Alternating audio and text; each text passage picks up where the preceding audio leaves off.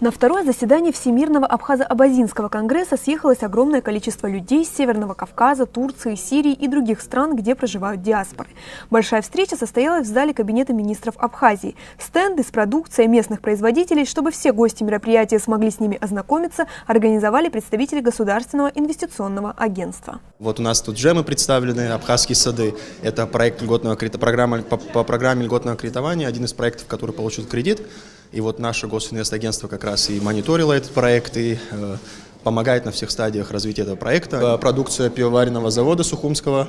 Вот здесь в основном у нас лимонады представлены и несколько видов пива. И молочный завод у нас здесь представлен. Кстати, молочный завод — это республиканское унитарное предприятие. Вот, они вот уже производят кефиры 2 вида, производят мацони, сыр производят, творог производят, сметану производят. Отведать абхазскую продукцию участники заседания смогут уже в перерыве. Однако до этого необходимо провести серьезную совместную работу. В повестке дня важные вопросы, касающиеся организационных моментов и не только. Первое заседание 7-го конгресса состоялось в Абхазии 8 декабря 2017 года.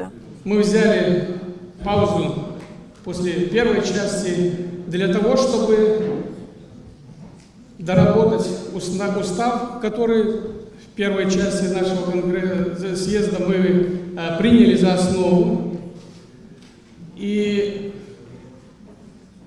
сформировать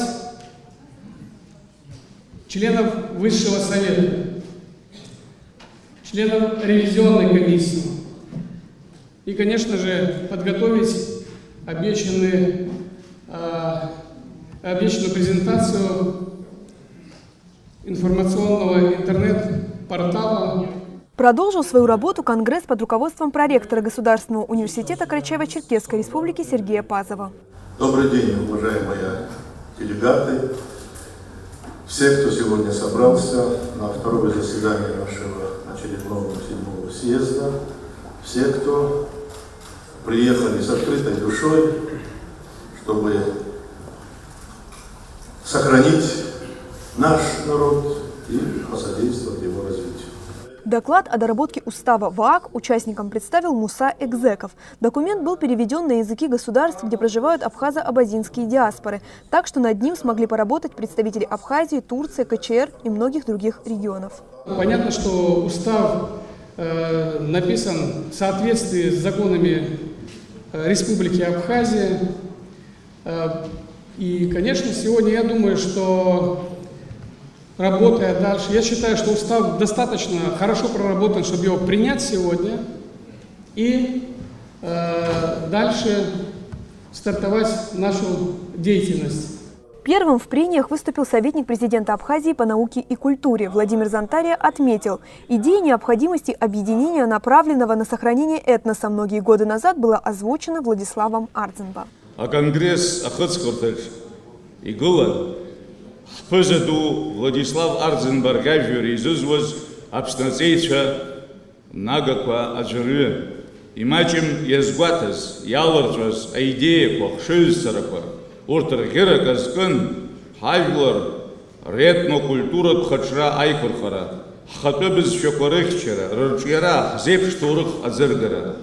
Председатель абхазской диаспоры в Москве также выступил в поддержку представленного устава. Беслан Агрба подчеркнул особую важность 2 пунктов документа. По его мнению, каждый должен вносить посильный вклад в становление независимого абхазского государства. Там есть такие пункты, когда речь идет о целях работы самой организации. Это создание необходимых условий для возвращения представителей абхазо-абазинской диаспоры на историческую родину, участие в экономическом, социальном и культурном развитии Республики Абхазия.